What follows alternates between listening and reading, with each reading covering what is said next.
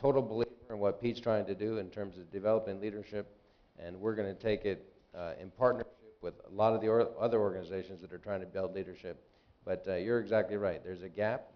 People don't think they can make a difference, but they can. People, whether you're a mom or whether you're a herder or whether you're a farmer, you can make a difference. Leadership can exist anywhere, at any level. Just get out there and see if you can improve your surroundings, see if you can make a difference in your family and your farm or whatever else. And my job is to help make that happen, and I will. It's interesting document, seeing all the younger people sitting over here. Your Excellency, I want you to put fire in this belly of these guys. We've been talking about the issue that you talk. We all know what is required. But none of them are prepared to go out and say, I'm going to transfer 10 and make a change. The 10 can make another change for 1,000. Unless you can put them really on fire, that each one of these guys sitting here can make a difference. It's not the 110 seats or 20 seats in the parliament, or 60 counties and their little governments. In every field, you require leadership. There's business, there's civil service, with health, everywhere. Unless and until these wake up, we need to make them to wake up. That's it. They all know the problem. They don't like the leadership, but that's not the answer. Answer must be some fire, that they must believe that this is the chance to move and change. If they can't believe in that one, well, 2013 will come, another 2018 will come. I agree with you. And we all need to make a personal commitment to making a difference. And I would challenge people, don't think about what you're going to get out of this. It all goes back to what you said in the beginning about being a servant. A servant doesn't do what they do to get that much out of it. I think if you can learn to put others first, and this is another biblical principle, but if you can think, what can I do to make people around me better, whether you're in a village or whether you're in a city, what can I do to make my country better, and take it on and tackle this. What I try to do is I sit at home, and I'm an idea guy, and so a vision kind of guy.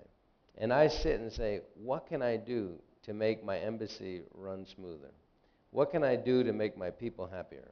What can I do to make the partnership between U.S. and Kenya stronger?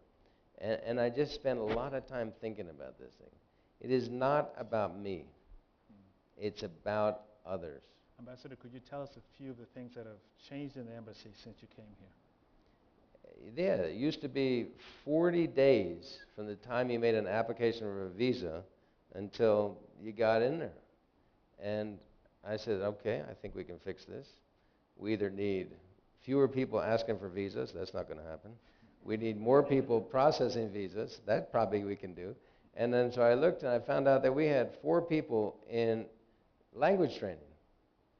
I said, people in Kenya speak better English than Americans. Let's go. We don't need to have Swahili. Let's get them out here and process visas. So we're down to where it's a couple days from the time you fill out your application to the time you get back in. It's almost instantaneous for students and other groups. That's just a little thing where we put some leadership and problem solving together. Just this whole thing on medical. You say, how can you lower this mortality rate in a year? It's simple. You put a vision, and then you put a mission, and then you figure out what are those mission essential tasks that have to get done. So if I do all those mission essential things, I'll accomplish a mission, and then you come and start putting the key task and then the program elements and the rest of it. That's what we've done, and now we've broken it down into key tasks for each of the 4 focus areas. And tomorrow we're going to operationalize this, and you all in the private sector, you better start making some jobs. But we're going to have a lot more Kenyans living here next year than would. So we need more schools, some more jobs. We need the rest because we're going to save a lot of Kenyans. and we're gonna have a lot more people running around this country, and I'm excited about it because I think we can make jobs.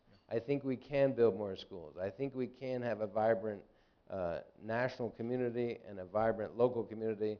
I'm excited about what development can do, but I also know there's some challenges, and that's why we all have to work together, and we have to have a clear vision of where we're trying to go, and we can get there, and we'll have to do some things different, and we certainly need leaderships that are willing to make a difference, and in all areas. This isn't, right now I see that a lot of the politics is male-dominated. We've got to get more women involved. We've got to get more youth involved. We've got to make this a Kenyan for Kenya kind of program, just the same way we did in raising